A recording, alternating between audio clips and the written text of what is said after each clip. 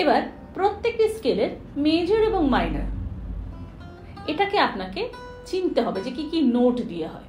বিভিন্ন স্কেলের মেজার করতে গেলে সেই স্কেলের সা, সেই স্কেলের গা এবং সেই স্কেলের পা, এই তিনটে নোটকে প্রেস করলে সেই স্কেলের মেজর হয়। এইভাবে প্রত্যেকটি 12 নোটসের আপনাকে মেজর স্কেল কি কি হচ্ছে আপনাকে একেবারে যেন আপনি করতে পারেন, যেন সাগা পা আপনাকে গুনে গুনে না বাজাতে হয়, আপনি যেন একবারে করতে পারেন। তো এইভাবে আপনাকে মাইনারেরও করতে হচ্ছে, অর্থাৎ সেক্ষেত্রে আমরা কোমল গা ব্যবহার করব।